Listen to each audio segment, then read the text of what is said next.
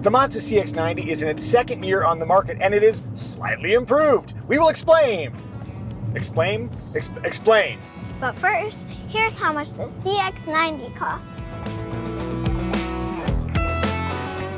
As with many Mazdas, the CX-90's interior, the degree to which it has flourishes and fancy stuff, depends on trim. It might look a little plainer in the lower trims, but we've got one of the upper trims here, so we've got some of this stitching, we've got this nice pattern over here on the doors. And I like how they also put that pattern here. It really adds a lot of flair. Lots of soft touch areas. It has kind of a premium quality to it, and no shiny black plastic that I'm seeing right now. One minor complaint though, the little surround around the transmission selector at certain sun angles blasts me right in the eye. It's doing it right now. It's blinding you. Ah! The climate controls, super simple to use. We have covered cup holders, which I always like. So people don't know your terrible dark secret that you have to hydrate? It just looks fancy. You told the terrible dark secret, like the secret where you cut your hair with the vacuum. Oh wow, that's a deep cut, kiddo. There's also room for a bottle in the door and a little bit of storage near that. There's also a split center console. I can keep my elbow here while you access whatever it is you need in there. 2 charge ports in the console, as well as a wireless phone charger up front. The sheer volume of small storage is limited versus some other SUVs,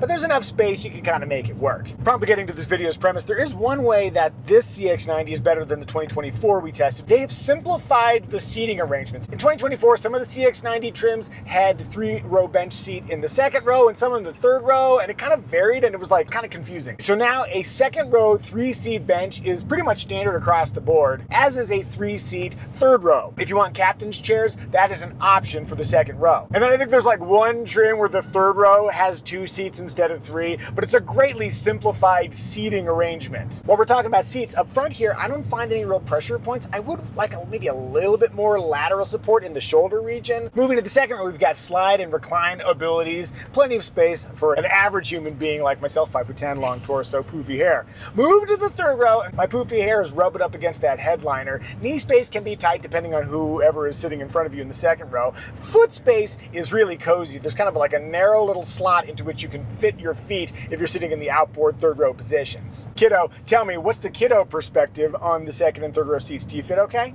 Yeah. What about climbing into the CX-90? Climbing into the second row was easy, but climbing into the third row was hard because you have to pull a big lever. That lever is really high too, so if you're like a little kid, reaching that is tough. And some of the competitors in the 3-row SUV category have like just a push button thing. The Kia Telluride's a good example, same thing with the Honda Pilot. So from a child independence perspective, third row access is challenging. Now you're thinking, well wait, they can just go down the center if you have the second row captain's chairs. And that is true, though there is a little bit of complexity even doing that. Yeah, it's pretty tight between the second row seats because of these big armrests. Even harder if you're a daddy-sized person, though I do like when you're seated that you have adjustable armrests. And I like that there are flip-out drink holders. All that said, if you do want to get to the third row and you have enough grip strength to flip the second row out of the way, there's a reasonable aperture to get to that third row. So I should note that if you're in the third row, there is no recline function. Moving to cargo, we've got about 16 cubic feet behind the third row. Dropping those third row seats is super easy, just a strap that you use to fling it down, and you can also pull it back up. Underfloor storage is pretty limited though. And in terms of total cargo space, while there's enough for our family to work with and probably larger families, this is not the largest in class. And there's a standard power lift gate with a lock button right in the cargo area. Now, sweetie, tell us about the car seat situation. There are top tethers and lower anchors on both of the second row seats. In the third row, there are top tethers on all 3 seats, but the middle one is kind of nestled in, a little bit difficult to access. There's a set of lower anchors in the third row passenger seat. I'm 5'2", behind a workable front seat position. There is room for a rear-facing car seat behind me and behind that. As for safety, the NHTSA has rated the Mazda CX-90 5 stars overall. It is an IIHS Top Safety Pick Plus. We have 8 airbags standard plus a full suite of active driver assist technology. Family, what do we think? Is the Mazda CX-90 family friendly? Family friendly. Family friendly. Indeed. Rear window test. Oh, that's not all the way down at all. Come receive your 5. Arm armrest test. Now, last time I drove the CX-90, I rated this 90% outboard and 75% inboard. I think this time maybe my seating position is slightly altered because it's a little bit longer a reach for me, and I don't know. Oh no, you're shrinking! I might be shrinking, but I do still think the outboard armrest has a stronger squish factor than inboard. You can feel it's kind of hard plastic under there. 80% outboard, 65% inboard. Moving onward to style. We've got a weighty rear and a long nose and simplified proportions. It sounds like a Burger King commercial. It is. Duck, duck. Oh, Wow. that was creepy. That was really well done. Okay. This one is so much larger than the other Mazdas that I feel like it loses a little bit of style just because the same amount of style is on a much larger vehicle. Modern Mazda style is less about like individual little flourishes and stuff and more about general shapes. So if you were to look at the silhouette and then lose the badges, you might think this is more of a premium vehicle, which is quite intentional. One element that really adds to the premium style of this particular tester that we've got is the paint.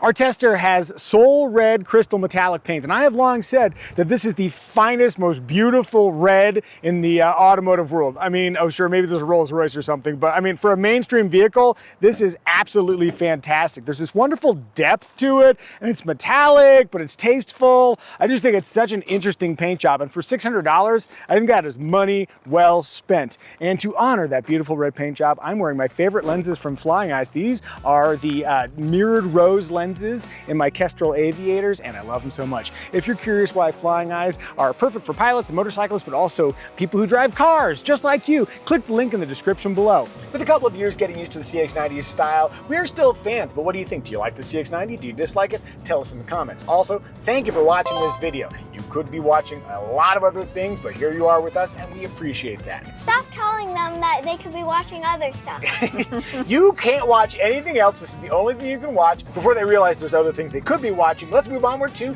In Motion. As noted last time we drove the CX-90, the body control is good, going over undulations and bumps around corners. It feels very kind of planted. What I do wonder is, should I be feeling all of the little impacts on the road? More of that comes through to me than I would expect, especially given that much of the vehicle's premise is about like premium feeling. And you're thinking, but it's a Mazda, so it's sporty, so of course you're gonna feel the road. If that is indeed true, then why is the steering ratio so slow? We don't have a playful spirit from a steering perspective, but we have the composed competence that we've come to expect with modern Mazdas. One area where we can find some fun is with the powertrain floored. Whee! The inline six-cylinder engine is turbocharged, and for me it is a highlight. It's very smooth, very strong, good power off the line. It's paired with an 8-speed automatic transmission, and last time we drove the CX-90, I noticed just a little bit of low-speed clunkiness. That seems to have subsided. This still isn't like perfectly velvety smooth with all gear changes at all times, but this does seem to be somewhat better, and I'm not sure if that's down to a year-over-year improvement or our particular tester. Whatever it is, this CX-90 feels a little bit more dialed in than the last one we drove. I'm going to come to a complete stop here and see if I can perform the Micah Muzio limo test. Steady, steady, steady. Oh, that was smooth. That Velvety smooth. And now I've activated the automatic engine start-stop system. Let's see if when it reactivates, if it's nice and smooth. Last time we reviewed a 690, it was not. Huh. That was a little bit weird because we're on a hill. Last time we did it, it felt like a little more like, ugh. And this is a little more, ooh. I hope that made sense. That's what I think about driving the Mazda CX-90. What does Sweetie think? Evie's at the wheel. We're in a parking lot here. What is it like maneuvering the CX-90 in narrow confines? It's kind of tricky because I think this drives smaller than it actually is. I kind of forget that I'm driving a 3-row SUV, but when I pull into a parking lot, I definitely remember. Let me guess, the 360-degree camera system came in clutch. It did. What about visibility? Any issues seeing out? Visibility is good all around. What about steering effort? It is a little bit heavier than I would like, even in normal mode. Heavy but manageable? Yeah. And when you steer, does the vehicle go where you expect it to go? Yes, everything about the way this drives is very reassuring. What about power off the line? I never found it lacking. Last thing, let me give you an opportunity to complain about the shifter. Oh my gosh, I hate the shifter. I am so forgetful, and I have a lot of muscle memory of when you want to go into park, you just push it forward and let go.